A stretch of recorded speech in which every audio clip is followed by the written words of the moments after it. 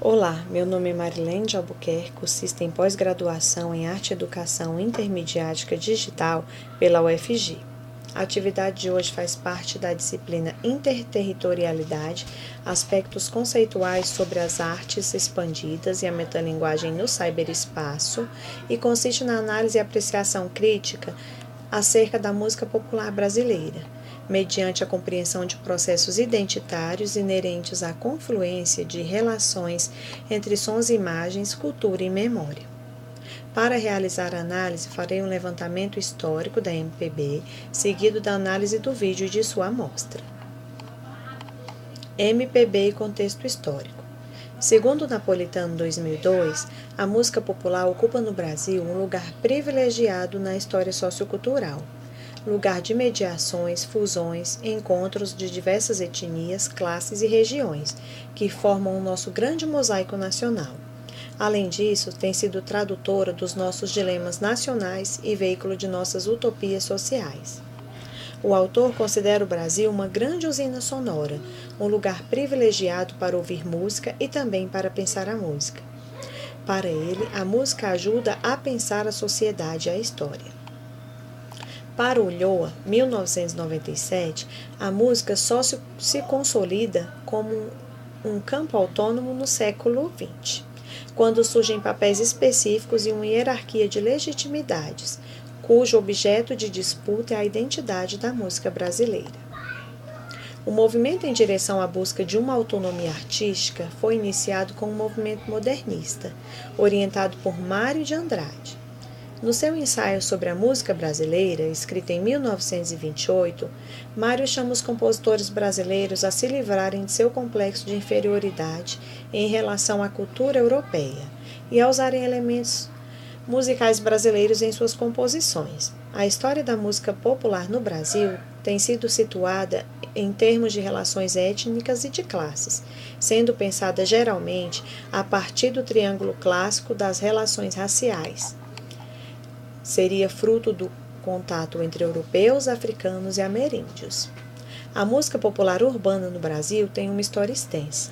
Podemos dizer que teve sua gênese em fins do século XVIII e início do século XIX, comandada por duas formas musicais básicas, a modinha e o lundu. A atividade musical profissional era vista como uma forma de trabalho artesanal, ou seja, coisa de escravos. O que se chama de música popular emergiu do sistema musical ocidental, tal como foi consagrado pela burguesia no início do século XIX.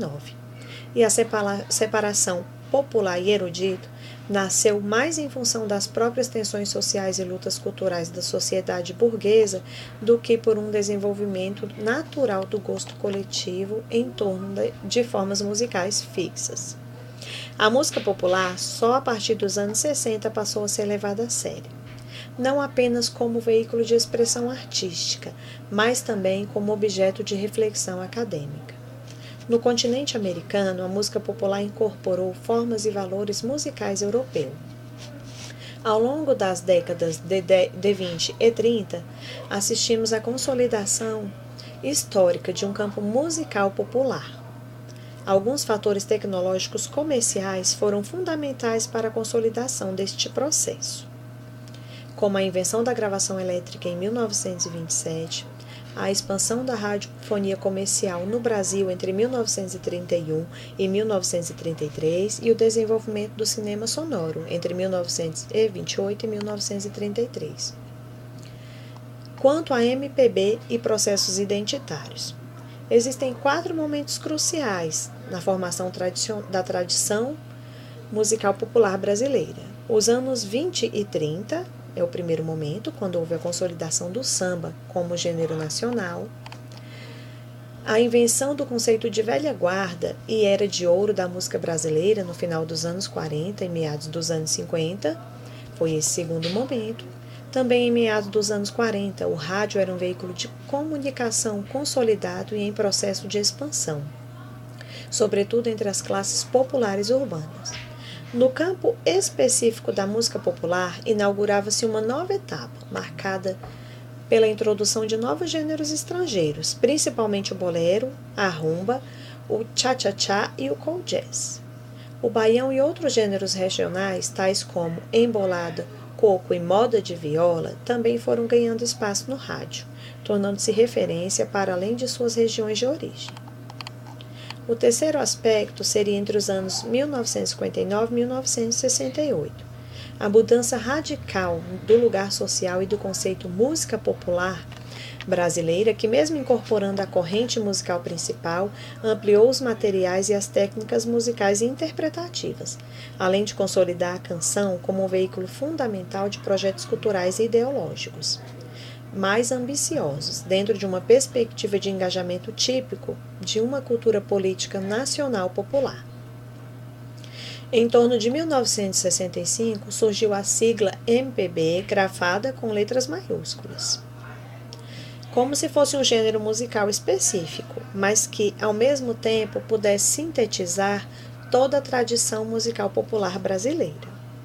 A MPB incorporou nomes oriundos da bossa nova, como Sérgio Ricardo, Geraldo Vandré, Nara Leão e Edu Lobo, e agregou novos artistas como Elis Regina, Chico Buarque de Holanda, Caetano Veloso, Gilberto Gil, se apropriando e se confundindo com a própria memória musical nacional popular.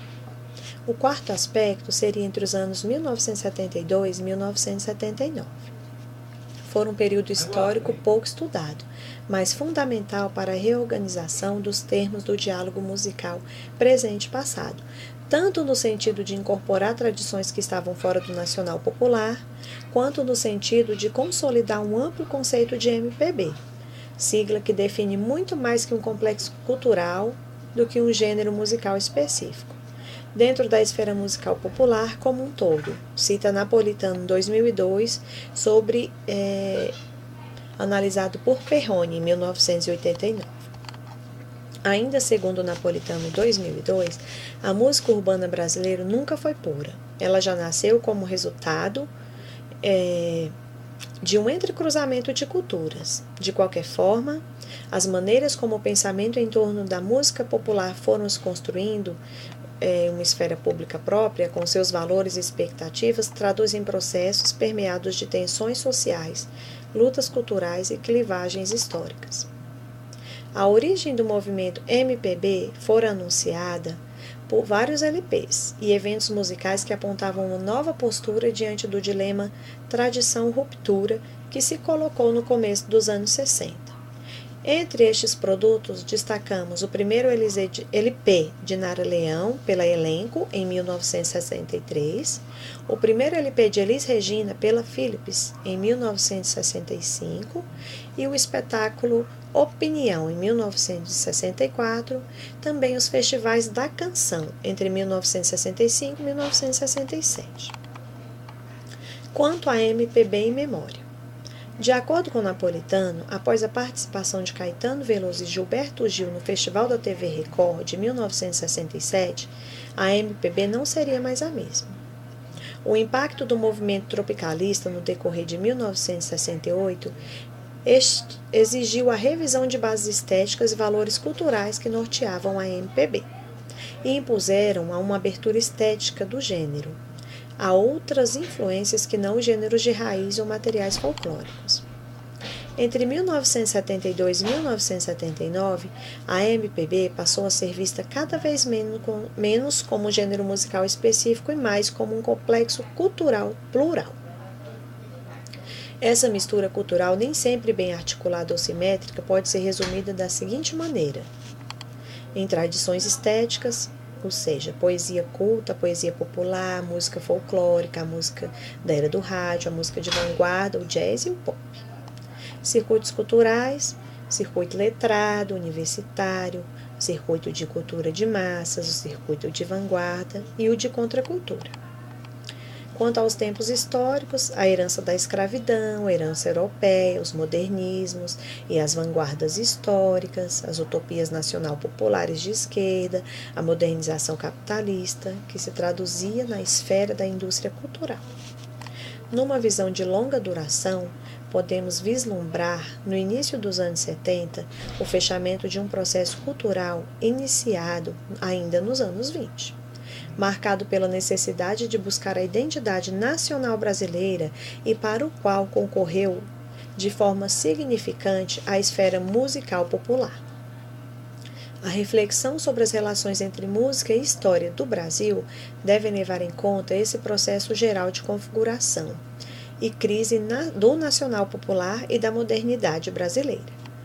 Nossa música não apenas expressou, mas equacionou os impasses gerados ao longo desse processo, sobre a perspectiva dos diversos atores envolvidos.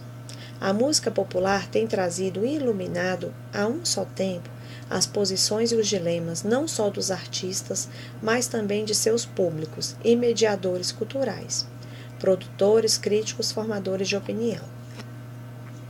MPB e artes compreendidas em uma abordagem metalinguística. Utilizarei para análise musical a música Cidadão, através da versão gravada por Zé Geraldo em 1981, em seu disco intitulado Veleiros, e vídeo divulgado no YouTube por The Cláudio 765 Able, em 3 de janeiro de 2011. Interrelacionando com o termo contexto histórico, a música Cidadão foi composta na década de 70 pelo poeta baiano Lúcio Barbosa. A inspiração para a criação da música veio do fato de Lúcio ter um tio pedreiro, que construiu inúmeras obras na cidade grande, mas não possuía casa própria. Ao assistir o videoclipe, constatei a afirmação de Jolly em 1996, na qual relata que as imagens gravadas, registradas, se assemelham ao que representam. Fotos, vídeos e filmes são considerados altamente confiáveis por partirem da coisa própria. A música narra a saga de um homem que trabalha como operário da construção civil. Em razão de sua condição humilde, não pode frequentar nenhuma das obras por eles construídas, a não ser a igreja. Quanto à produção da identidade, Silva 2007, em seu artigo A Produção Social da Identidade e da Diferença, informa que identidade e diferença estão em uma relação de estreita dependência. A diferença é considerada um produto derivado da identidade. A identidade é a referência, o ponto original ao qual se define a diferença.